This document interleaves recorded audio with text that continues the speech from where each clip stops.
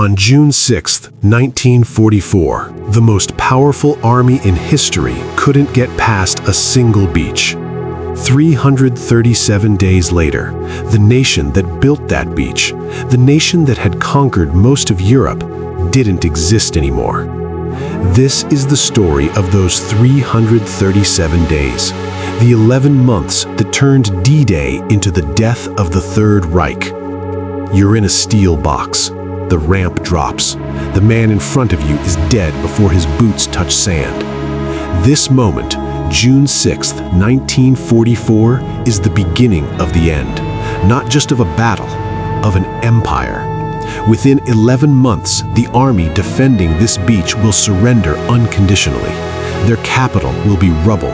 Their leader will be dead in a bunker.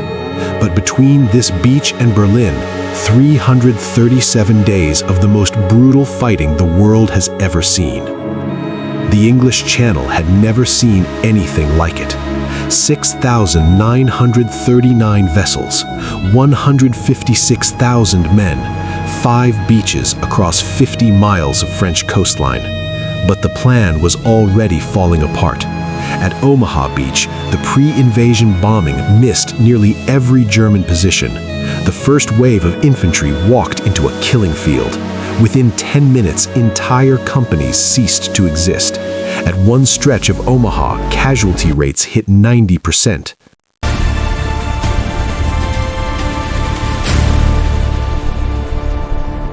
At Utah Beach, a navigation error actually saved lives. Landing craft drifted a mile south of the target, hitting a stretch with far lighter defenses. Sometimes luck is more powerful than planning. By nightfall, the Allies held all 5 beaches, but the foothold was fragile, barely a few miles deep in most sectors, and the Germans were already moving panzer divisions toward the coast. But here's what the history books usually skip. The real crisis wasn't on the beach. It was 70 miles inland, and it involved one man who was asleep.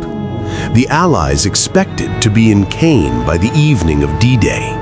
They didn't take it for 6 weeks. The Normandy bocage, ancient hedgerow country, turned every field into a fortress. Sunken lanes, earth walls 8 feet thick, tangled with roots centuries old. A single German machine gun team could hold up an entire American company for hours. Sherman tanks couldn't push through the hedgerows. They'd climb the embankment, expose their thin belly armor, and get killed by waiting Panzerfausts. The Americans were losing tanks faster than they could be replaced. Then a sergeant named Curtis Cullen had an idea that changed the war. He welded steel teeth from German beach obstacles onto the front of a Sherman. The Rhino tank was born. It could slice through hedgerows instead of climbing over them. A sergeant's invention, made from the enemy's own defenses. That's the kind of war this was. The bocage cost the Allies 40,000 casualties in 6 weeks for barely 30 miles.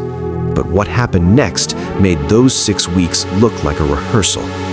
Operation Cobra, July 25, 1944. 1,500 heavy bombers dropped 3,400 tons of explosives on a rectangle barely 3 miles wide. The German front line didn't retreat, it evaporated. General Patton's Third Army poured through the gap like water through a broken dam. In 2 weeks, they covered more ground than the Allies had taken in 6 weeks of bocage fighting. Hitler made his fatal mistake at Mortain. Instead of withdrawing, he ordered a counterattack westward, straight into the advancing American forces. It was exactly what the Allies wanted. The Germans pushed into a pocket. The Canadians closed from the north, the Americans from the south. The Falaise pocket became a slaughterhouse. 10,000 Germans killed, 50,000 captured, an entire army group destroyed in a week. Paris was liberated on August 25th. The French 2nd Armored Division rolled down the Champs-Élysées while snipers still fired from rooftops.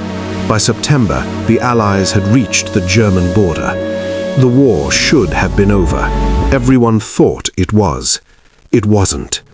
What stopped the fastest advance in military history wasn't the Germans, it was gasoline and one British general's ego.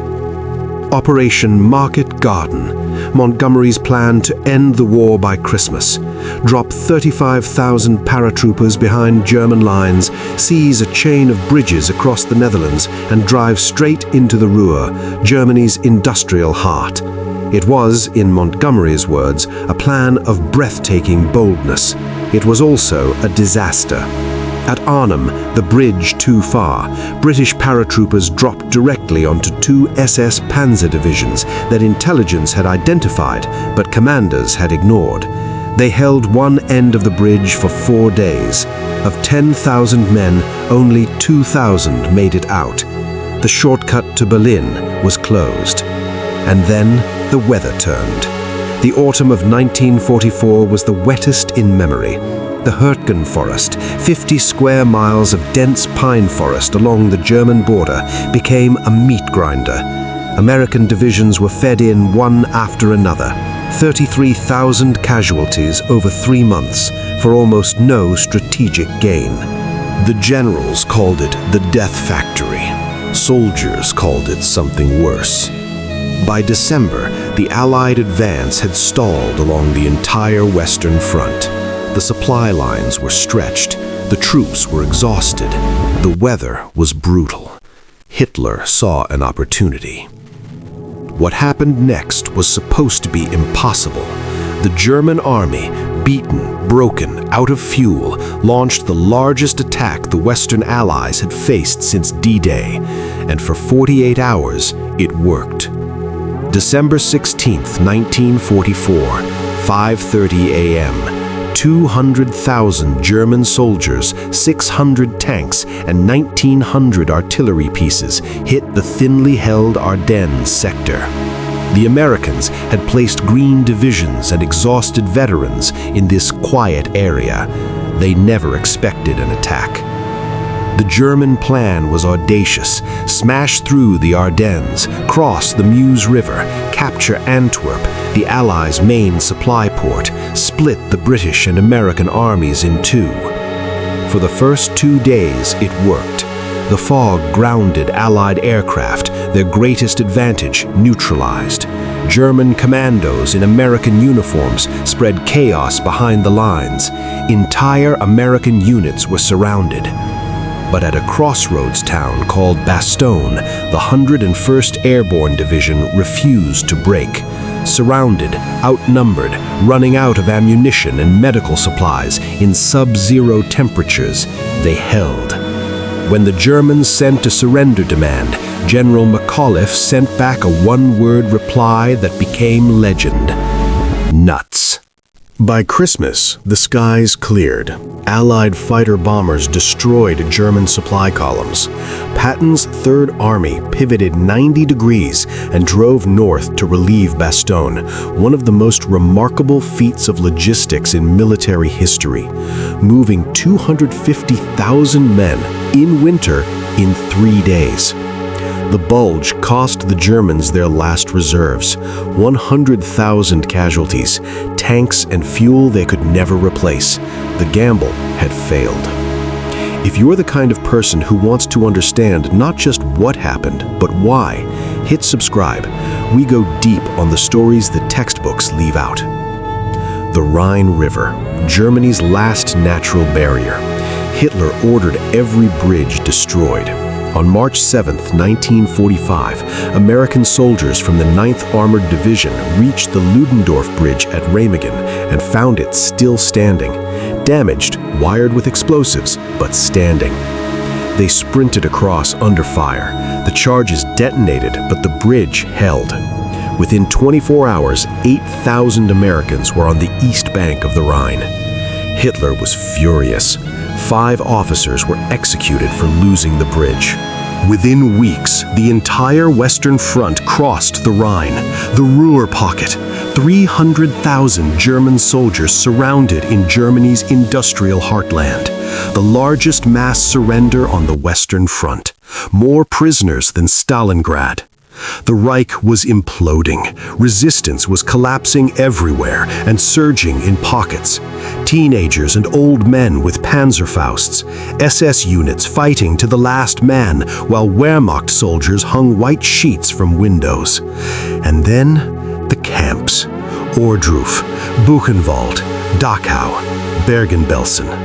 What the soldiers found behind those gates changed them, and changed the meaning of the war they'd been fighting. This wasn't just about territory anymore. This was about what happens when the world looks away. By April 1945, the Americans and Soviets were racing for Berlin, but Eisenhower made a decision that shocked the British and that historians still argue about today. Eisenhower stopped. He let the Soviets take Berlin. The reason was coldly practical. Taking Berlin would cost an estimated 100,000 American casualties for a city that would end up in the Soviet occupation zone anyway. Churchill was furious, but Eisenhower wasn't fighting the next war. He was finishing this one. The Soviets paid the price. The Battle of Berlin cost the Red Army 80,000 dead in 2 weeks. German resistance was fanatical and futile. SS officers executed soldiers who tried to surrender. Children were handed weapons and sent to fight tanks. On April 30th, 1945, in a bunker beneath the ruined Chancellery, Adolf Hitler shot himself. His 1,000-year Reich had lasted 12 years and 4 months. On May 7, 1945, Germany surrendered unconditionally at Reims, France. 337 days, from the beaches of Normandy to the rubble of Berlin. In those 11 months, the Western Allies suffered over 766,000 casualties. The Soviets lost more than 1 million on the Eastern Front in the same period. German military dead exceeded 2 million. The cities of Europe lay in ruins. Entire generations were gone. But on a beach in Normandy in June 1944, a generation of young men, most of whom had never left their hometowns, stepped off boats into machine gun fire. And they kept going, through hedgerows and forests and frozen fields and burning cities, for 337 days, until it was over. If this story moved you, there's more where it came from. Our video on the Sherman versus Tiger myth is next, and it might change everything you think you know about tank warfare in World War II.